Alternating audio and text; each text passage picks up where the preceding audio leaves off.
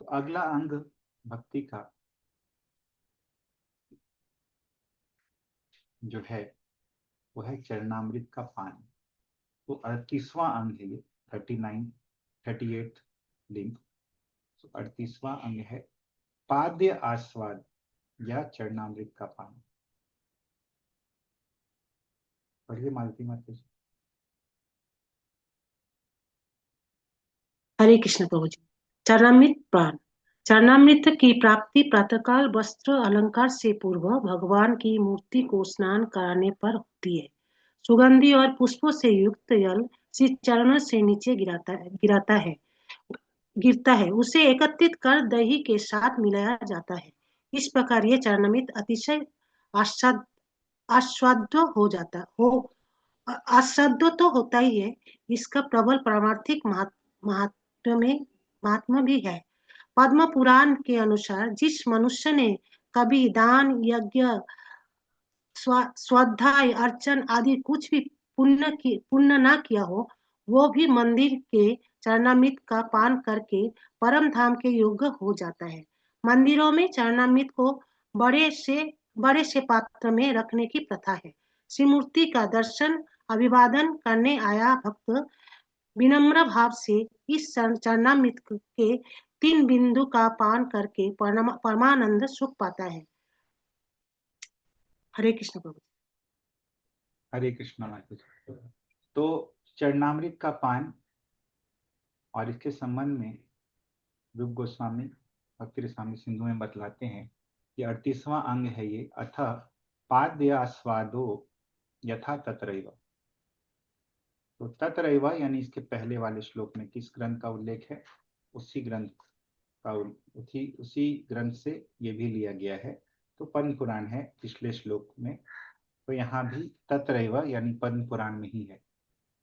पाद्य आस्वाद, पाद्य यानी कि चरणामृत, और उसके बारे में बोला गया है न दानम न हविर्येषाम् स्वाध्यायो न सुरार्चनम् तेऽपि पादोदकं पीत्वा प्रयान्ति परमां गतिम्। न दानम न हविः येषां स्वाध्यायः न सुरार्चनम्। ये शाम यानी जिनका न दान है, न हवि यानी न होम है, न स्वाध्याय है, और न सुर यानी कि देवताओं का अर्चन आदि भी कुछ है। यदि किसी ने कुछ भी नहीं किया है ये सब, ते अपि वे भी पादोतकम पीत्वा, पाद उदकम यानी चरण अमृत, चरणामृत पीकर परमाम गतिम प्रयांति, परम गति को प्राप्त करते हैं।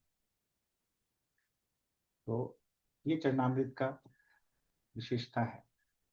दान, होम, स्वाध्याय, पूजा यदि कोई नहीं भी किया है कभी, तो भी चरणामृत का पान करके वो परम गति को प्राप्त करते हैं। और प्रभुपाद यहाँ बतलाते भी हैं कि चरणामृत कैसे प्राप्त होता है। तो ये चीज यहाँ पे बताया गया है, लेकिन साथ साथ में चरणामृत का परमार्थिक महात्म्य भी है, यानी टेस्टी भी रहता है और बहुत ही स्पिरिचुअली पावरफुल रहता है। तो चरणामृत का पान भी भक्ति का एक अंग है। तो मंदिर जाते हैं हम लोग, तो जहाँ भी मंदिर में चरणामृत मिल रहा है वहां पे चरणामृत का पान हमें अवश्य ही करना चाहिए। भक्ति का एक अंग है ये। हरे कृष्णा प्रभु जी, क्वांटिटी में क्या बताया? 3 बिंदु, 3 बूंदे। 3 बूंद। अभी चम्मच रख दिया जाता है प्रभु वहीं पर, बाहर तो लेना आसानी रहता है। हाँ, मंदिर में देखते हैं कि मीठा रहता है चरणामृत, थोड़ा थोड़ा मीठा लगता रखा हुआ रहता है, लेते हैं। हाँ तो वो मिलाया जाता है, दही और मीठा जो। दही नहीं रहता है, बस पानी रहता है, जल रहता है और उसमें मीठा रहता है। हाँ तो वो बाद में मिलाया जाता है। तो अगला अंग जो है 39वां अंग अर्पित धूप और पुष्पों की सौरभ का आघ्राण। तो 39th limb of devotional service, इसके बारे में देखेंगे हम लोग। पढ़िए कंचन।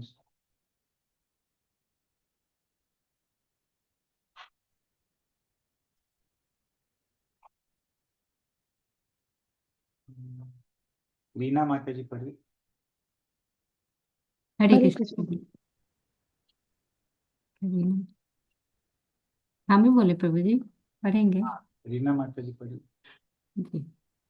हरे कृष्ण प्रभु जी। अर्पित धूप और पुष्पों की सौरभ का आघ्राण। हरि भक्ति सुधोदय में उल्लेख है, श्री हरि को अर्पित धूप को सूंघने से संसार रूपी सर्प से डसे हुओं का विष समाप्त हो जाता है। कुशल पुरुषों द्वारा वनों में पाई जाने वाली एक प्रकार की जड़ी सूंघाए जाने पर सर्प का विष उतर जाता है और चेतना लौट आती है। इसी भांति जो मंदिर में मूर्ति को अर्पित धूप सूंघता है, उसका संपूर्ण भवरोग तत्काल दूर हो जाता है। मंदिर में जाने पर भक्त को फल, फूल, धूप आदि किसी न किसी पदार्थ का भगवान को अवश्य अर्पण करना चाहिए। यदि धन की सामर्थ्य न हो तो कुछ और चढ़ाएं। प्रायः प्रातः काल मंदिर में जाने वाले नर नारी बहुत सी भेंट ले जाते हैं। अधिक नहीं, एक अन्न कर्ण का भी अर्पण किया जा सकता है। यह विधि है कि संत अथवा मंदिर में मूर्ति के दर्शनों के लिए किसी भेंट के बिना नहीं जाना चाहिए। अर्पण अति तुच्छ हो जा अर्पण अति तुच्छ हो या अमूल्य हो, फल, फूल, जल आदि जो कुछ भी थोड़ा सा मिल सके अवश्य अर्पण करना चाहिए। जब कोई भक्त प्रातः मंदिर में भेंट चढ़ाने जाएगा तो वह धूप का आघ्राण भी करेगा और परिणाम में भव रोग के विष से मुक्ति पा जाएगा। हरे कृष्ण प्रभु जी। हरे कृष्ण माता जी। तो कितना इम्पोर्टेंट है ये। तो पहला तो बता रहे हैं कि अर्पित धूप, भगवान को जो धूप अर्पित हो रहा है उसको सूंघना, उसका आघ्राण यानी उसको सूंघना, और पुष्पों को, भगवान को जो फूल ऑफर हो रहा है उसको भी सूंघना। तो ये भी भक्ति का एक अंग है। तो हरि भक्ति सुधोदय में क्या लिखा हुआ है वो देखते हैं हम लोग। अथ धूप सौरभ्यम यथा हरि भक्ति सुधोदय। अब धूप का सौरभ्य यानी सेंट, स्मेल, जैसा कि हरि भक्ति सुधोदय में कहा गया है। आघ्राणम यद हरे दत्त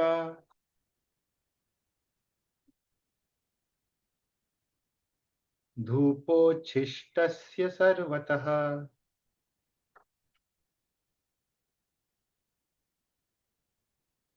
तद्भव व्यालदष्टानाम् नस्यं कर्म विशापहम्।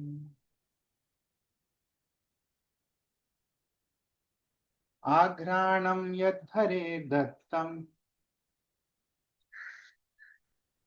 ये बतलाया गया है कि यद हरेर दत्त,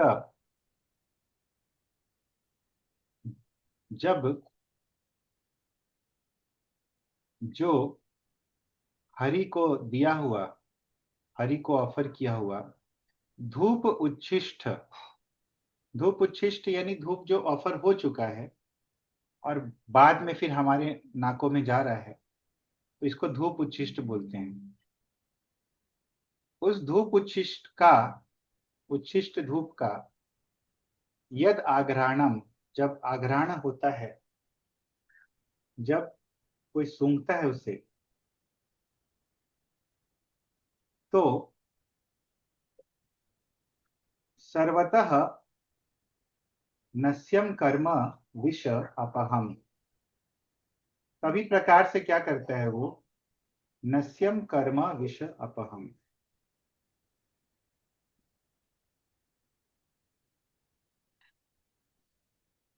तो विष अपहम, विष नाशक, नस्य कर्म है वो, यानी डिस्ट्रॉय करने वाला एजेंट है वो, नस्य कर्म।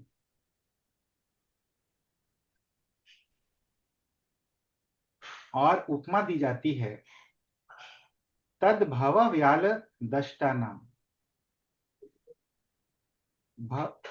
तद वह, वो धूप का जो सुरभि है, धूप का जो सुगंध है, वो भव व्याल, भव यानी कि भवसागर, संसार, और व्याल हम लोगों को पता है, व्याल हमने और कहीं भी देखा है। तो व्याल यानी कि सांप, और व्याल दष्ट यानी कि सांप का काटा हुआ। तो भव व्याल दष्ट यानी भव संसार रूपी सर्प का काटा हुआ। और दष्टा नाम ऐसे व्यक्ति का कर्म नस्यम कर्म, नस्यम कर्म यानी कि उसके सभी कर्म रूपी विष जो भी है, कर्म फल रूपी विष, उसको नष्ट कर देता है। विष अपहम, विष नष्ट कर देता है। क्या चीज? यदि कोई सुगंध ले तो इस संदर्भ में आचार्य क्या बतलाते हैं,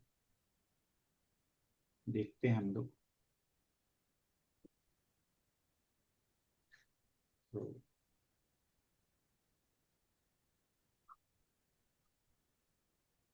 यहाँ पे जी गोस्वामी कुछ नहीं बतला रहे हैं, लेकिन बाकी आचार्य जो है वो बतलाते हैं तदाघ्राणम संसार व्याल दष्ट जनानाम विशापहम। तो संसार व्याल दष्ट जनानाम, संसार रूपी सर्प के द्वारा काटा हुआ व्यक्ति का विष अपहम, विष नाशकम, विष नाश करने वाला नस्य कर्म स्वरूपम भवति। तो ऐसा ये कॉन्ट्ररी टू कर्म फल देने वाला, ये कर्म फल डिस्ट्रॉय करने वाला एजेंट बन जाता है ये सुगंध। घ्राणे न महा औषधि नाम गंध ग्रहणम नस्यम कर्म। घ्राण के द्वारा, महा औषधि का घ्राण के द्वारा, गंध ग्रहण के द्वारा ये जो प्रक्रिया होती है यही नस्य कर्म है, नस्यम कर्म। तो जब आदमी सूंघ रहा है, जैसे कि प्रभुपाद यहाँ पे बतलाते हैं कि जैसे कि जड़ी बूटी सूंघाई जाती है, तो यही नस्य कर्म कहलाता है। ये प्रक्रिया जो है यही नस्य कर्म कहलाती है। तो आयुर्वेद में प्रोबेबली आता होगा नस्य कर्म की प्रक्रिया। तो यहाँ पे नस्य कर्म इस सूंघने को कहा गया है। और इसके साथ साथ अभी एक और चीज का घ्राण यहाँ पे बतलाया गया है, एक और चीज को स्मेल करना बतलाया गया है। अथ माल्य सौरभ्यम यथा तंत्रे, तंत्र में बतलाया गया है माल्य सौरभ्यम, यानी भगवान को जो फूल माला इत्यादि ऑफर किया जाता है उसको सूंघना, माल्य सौरभ्यम। क्या बतलाया गया है? प्रविष्टे नासिका रंध्रे हरेर निर्माल्य सौरभे सद्यो विलय मायाति पाप पंजर बंधनम। माल्य सौरभ्यम, भगवान के माल्य सौरभ यानी सुगंध लेने के विषय में तंत्र में बतलाया गया है। तो बताया गया है कि प्रविष्टे, जब प्रवेश होता है ये नासिका रंध्रे, नाकों के ऑरिफाइस में, नासिका में क्या प्रवेश होता है? हरे है निर्माल्य सौरभि, हरि के निर्माल्य का सुगंध। जब नासिका में प्रवेश होता है, सद्य तुरंत ही क्या होता है, तुरंत पाप पंजर बंधनम, पाप रूपी पंजर का बंधन जो है वो सद्य यानी तत्काल ही विलय हो जाता है, यानी विशेष रूप से लय हो जाता है। विशेषेण लय विलय, तो विशेष रूप से वो बिल्कुल गायब हो जाता है, पाप पंजर बंधन। तो भक्ति साहित्य प्रदर्शनी में बतलाए हैं विश्वनाथ चक्रवर्ती ठाकुर, पंजर इति प्रसिद्धेन पाप पंजरेण बंधनम। पंजर इस प्रकार प्रसिद्ध पाप पंजर के द्वारा जो बंधन होता है उसको बतलाया गया है, पंजर। तो हरे कृष्ण प्रभु जी, पंजर का क्या होगा मतलब? पंजर यहाँ पे पाप का जो शिकंजा है वैसा समझ लीजिए, स्ट्रक्चर है, जो ढांचा है पाप का, जो हमने खड़ा किया है अनेक जन्मों में। हरे कृष्ण प्रभु जी, विलय माने लुप्त हो जाता है। विशेषेण लय, विशेष रूप से लय हो जाता है। लय यानी कि हाँ, लय यानी कि गायब हो जाता है, नष्ट हो जाता है पूरी तरह से। जैसे प्रलय, प्रकृष्टेन लय, उसी तरह से विलय, विशेषेण लय, ये सब उपसर्ग लगा के और उसको एम्फेसाइज किया जाता है, मतलब लय हो गया।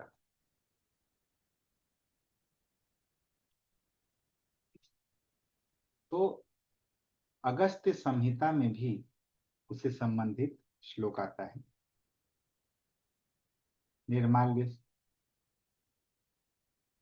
हाँ, सौरभ इत्यादि का। आघ्राणम गंध पुष्पादेर अर्चितस्य तपोधना विशुद्धिः स्यादनन्तस्य घ्राणस्येहाभिधीयते।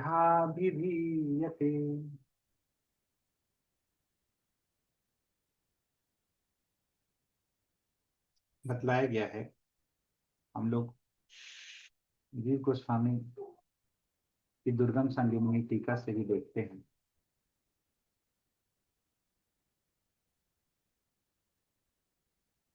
अर्चितस्य अनंतस्य भगवतः, अर्चित अनंत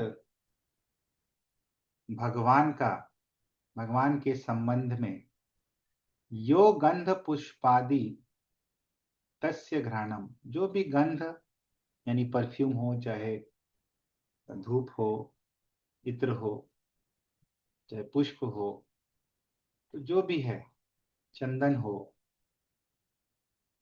जो भी अर्चित हो रहा है किनको, भगवान को, अनंत को पूजा के समय, तो तस्य आघ्राणम, उनका यदि कोई आघ्राण करे, उनको सूंघे, घ्राणेन्द्रियस्य, तो जो घ्राणेन्द्रिय है, घ्राणेन्द्रिय यानी कि वो इंद्रिय जिसके द्वारा हम लोग स्मेल करते हैं, यानी कि नासिका, तो उस नासिका का यह जगति, इस संसार में विशुद्धि ही तद हेतु, तो उसकी विशुद्धि हो जाती है, विशेष रूप से शुद्धि हो जाती है। और ये शुद्धि का हेतु क्या है, तद हेतु स्यात् इति अभिधीयते इत्यर्थः, तो उसका हेतु बन जाता है, उसका कारण बन जाता है। तो यदि कोई भगवान को जो भी ऑफर किया जा रहा है, गंध पुष्प आदि, उसको यदि सूंघता है तो उसकी नासिका की विशुद्धि विशुद्धि का हेतु अभिधीयते कहा जाता है, यानी कारण उसको कहा जाता है। अभिधीयते यानी कि कहा जाता है।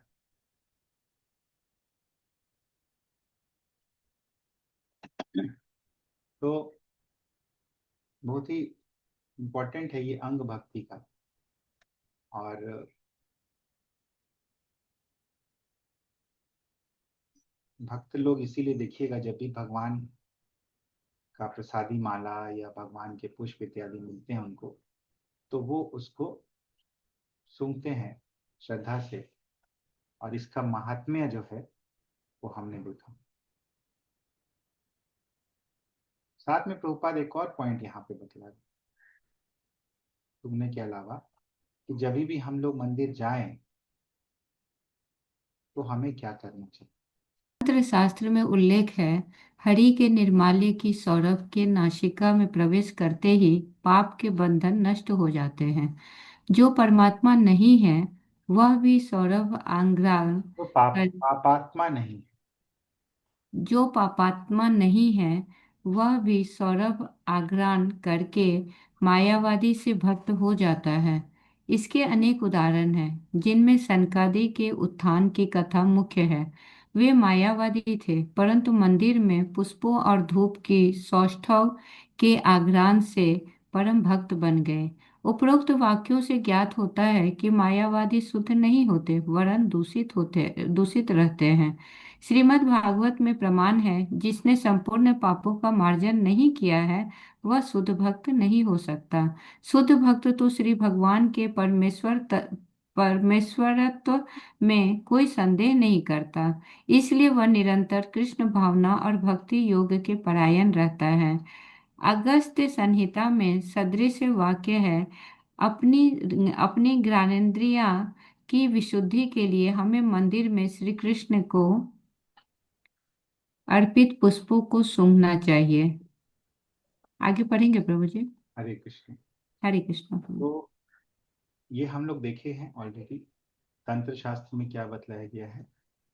तो हरि के निर्माल्य के सौरभ के नासिका में प्रवेश करते ही पाप के बंधन नष्ट हो जाते हैं। तो जरूरी नहीं है कि कोई पाप किया ही हो, इसीलिए प्रभुपाद बोल रहे हैं कि जो पापात्मा नहीं भी है, तो वैसा व्यक्ति भी, क्योंकि मायावादी मायावादी जरूरी नहीं कि कोई पापात्मा है, तो वो मायावादी से भक्त हो जाता है। और इसके उदाहरण जो है यहाँ पे बतला रहे हैं। तो जो चतुष कुमार थे सनक आदि, उनका हम लोग देखते हैं उदाहरण। और इससे समझ में आ जाता है कि मायावादियों की अनुशंसा संस्कृति भागवत में नहीं हो रही है, और ये बतलाया जा रहा है कि वे भी भगवान के ऑफर्ड इन सब चीजों को सूंघ के भक्त बन जा रहे हैं।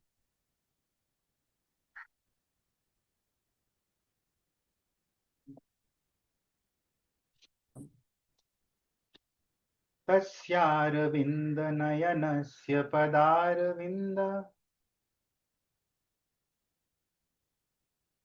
किंजल्कमिश्र तुलसी मकरंद वायुः।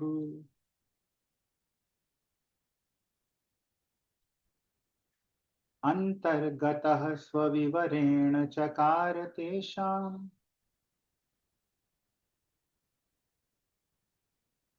संक्षोभमक्षरजुषामपि चित्ततन्वुः। तो तस्य अरविंद नयनस्य, अरविंद नयन यानी कि भगवान,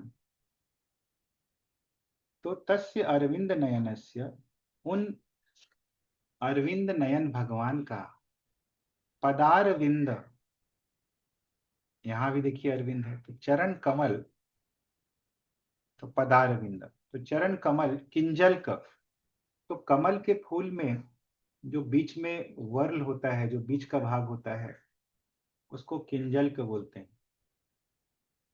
तो भगवान के चरण कमलों का किंजल्क क्या है, भगवान के जो पैर के अंगूठे हैं वो सब, तो उन अंगूठों से, उन उंगलियों से मिश्र मिला हुआ तुलसी, तो भगवान के उंगलियों पे चढ़ा हुआ, भगवान के चरण कमलों के उंगलियों पे चढ़ा हुआ तुलसी, तो भगवान के चरण कमलों का स्मेल और भगवान के चरण कमलों पे चढ़ी हुई तुलसी का स्मेल, तो ये दोनों मिली हुई जो सुगंध है, तुलसी मकरंद वायु, तो इन दोनों का जो कंबाइंड स्मेल है, अंतःगतः स्वविवरेण चकार, तो अंतःगत जब ये अंदर गया, किसके, ये चतुष कुमार जब आए थे वैकुंठ में तब, तो जब ये अंदर प्रवेश हुआ उनके विवरों से, उनके ऑरिफाइसेस से, उनके नाकों से, तो तेषाम संक्षोभम, तेषाम अक्षरजुषाम अपि चित्त तन्वोः संक्षोभम चकार, तेषाम यानी उनका, यानी चतुष कुमारों का, जो कि अक्षर जुषाम थे, जो अक्षर ब्रह्म को मानते थे, तो उनके प्रति वो जुषाम यानी अनुरक्त थे, अक्षर जुषाम। तो अक्षर ब्रह्म के प्रति उनकी आसक्ति थी, और ऐसे चतुष कुमारों को संक्षोभम, सम्यक रूप से क्षोभ लेते आया, क्षोभ यानी कि एजिटेट कर दिया उनके मन को, चित्त तन्वो, चित्त और तनु, मन और शरीर दोनों को, दोनों में क्षोभ लेते आया, परिवर्तन लेते आया, एजिटेट कर दिया। तो इस प्रकार चतुष कुमार जो है वो भक्त बन गए।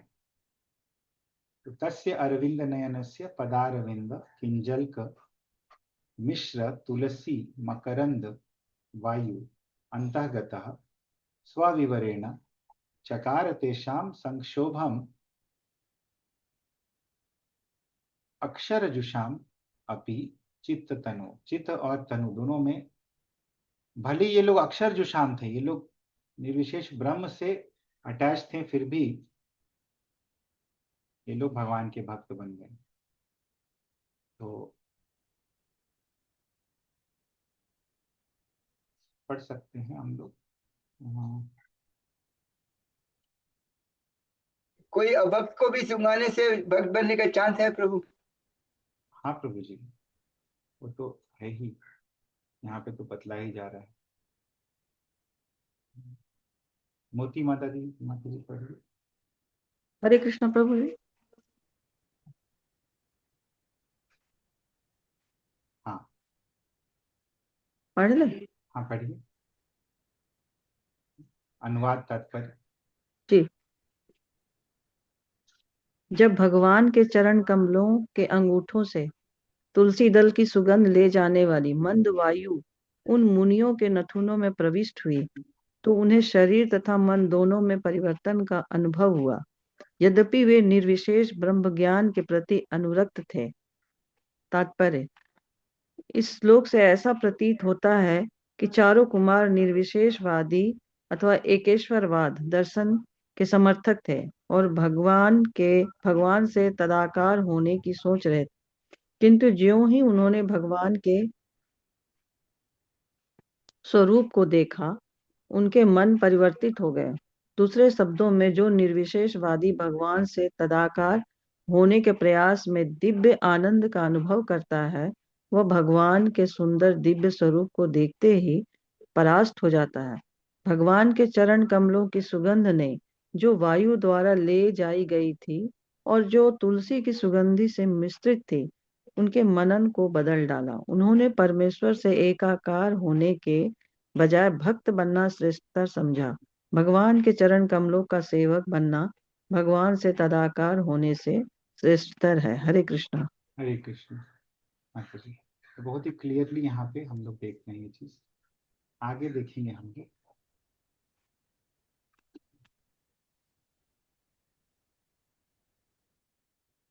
नेक्स्ट अंग जो है 40वां अंग भक्ति का, श्री मूर्ति का स्पर्श। श्री मूर्ति यानी भगवान के विग्रहों का स्पर्श। तो पढ़ो मम्मी। हरे कृष्ण। श्री मूर्ति का स्पर्श। विष्णु धर्मोत्तर में श्री मूर्ति के चरण कमलों का स्पर्श करने के संबंध में कथन है। जो पुरुष वैष्णव दीक्षा से युक्त है तथा कृष्ण भावना भावित भक्ति योग के परायण है, वही श्री मूर्ति का स्पर्श करने का अधिकारी है। गांधी द्वारा चलाए गए राजनीतिक आंदोलन के काल में उस वैदिक पद्धति का विरोध किया गया था, जिसके अनुसार शूद्र, चंडाल आदि अधम श्रेणी के लोग का मंदिर प्रवेश निषिद्ध है। यह निषेध उनके अशुद्ध आचरण के कारण है, परंतु साथ में उन्हें अन्य सुविधाएं प्राप्त है, जिससे वे शुद्ध भक्तों के संग में भक्ति योग के चरण समसिद्धि को प्राप्त कर सकते हैं। किसी भी जाति में जन्मे मनुष्य का बहिष्कार नहीं है, पर सबके लिए पवित्र होना आवश्यक है। उस शुद्धि पद्धति को अंगीकार करना होगा। परंतु गांधी केवल हरिजन नाम की मोहर लगाकर उन्हें शुद्ध सिद्ध करना चाहते थे। अतः मंदिर के व्यवस्थापकों और गांधी में गंभीर संघर्ष चला।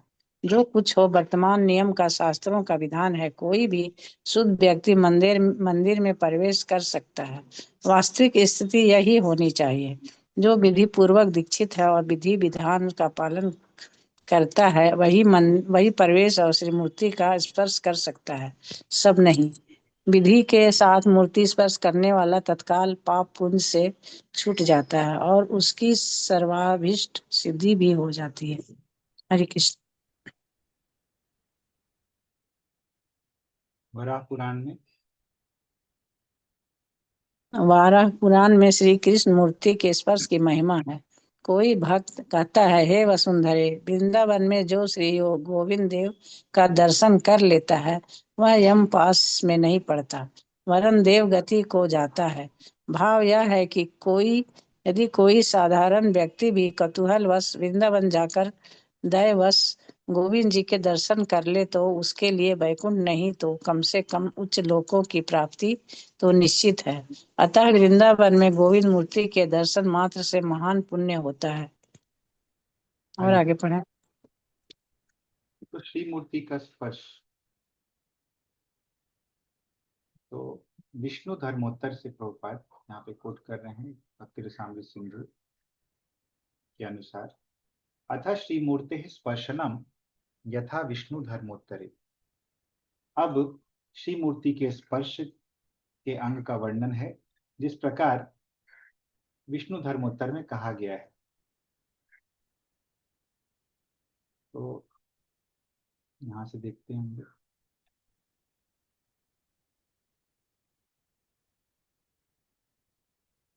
श्लोक संख्या अंग 40।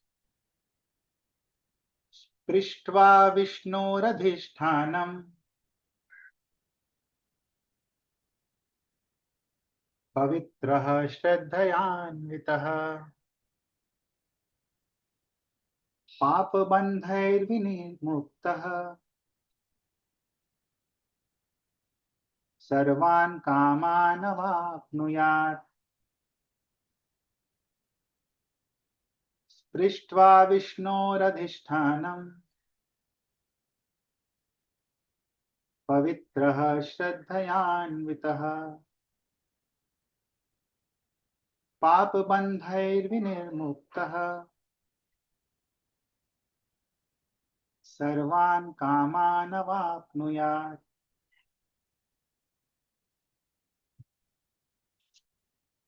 तो पृष्ट्वा विष्णोर अधिष्ठानम, विष्णु अधिष्ठानम पृष्ट्वा, तो विष्णु के अधिष्ठान का यानी कि विष्णु के श्री विग्रह का यदि कोई स्पर्श कर लेता है, कौन? पवित्र श्रद्धयान्विता, यदि कोई पवित्र एवं श्रद्धा से अन्वित यानी श्रद्धालु व्यक्ति विष्णु के श्री विग्रह का स्पर्श कर लेता है, तो स्पर्श करने के पश्चात क्या होता है? स्पर्श करने पर पाप बंधैर विनिर्मुक्तः, पाप बंधनों से वो विशेष रूप से मुक्त हो जाता है। विनिर्मुक्त, विशेषेण निर्मुक्त, तो पूरी तरह से मुक्त हो जाता है पाप बंधन से। और सर्वान कामान अवाप्नुयात्, और सभी इच्छाओं को, सभी अभीष्टों को अवाप्नुयात्, प्राप्त कर लेता है। तो देखिए, केवल स्पर्श मात्र से सभी इच्छाओं को भी प्राप्त कर लेता है और सभी पापों से भी मुक्त हो जाता है, केवल विष्णु के श्री विग्रह का स्पर्श करके।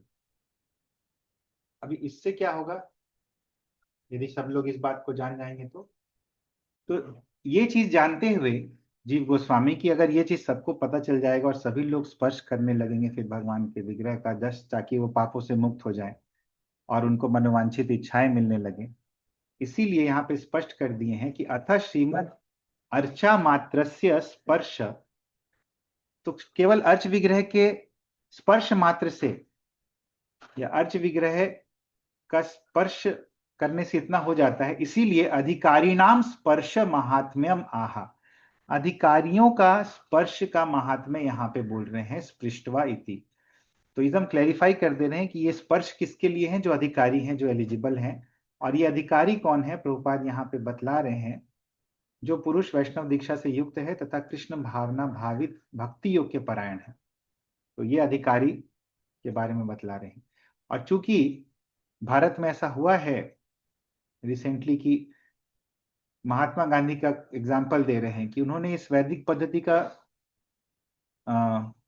ऑपोजिशन किया और उन्होंने जो शूद्र चांडाल इत्यादि लोग हैं जो अशुद्ध अवस्था में है, अशुद्ध आचरण में भी हैं, ऐसा नहीं कि केवल उनके कास्ट के बेसिस पे, बल्कि उनका आचरण भी अशुद्ध है, उनको उन्होंने हरिजन की संज्ञा दे दी, हरिजन के नाम की मोहर लगा दी और केवल नाम की मोहर लगा के वो उनको शुद्ध सिद्ध करना चाहते थे और बिना आचरण को चेंज किए।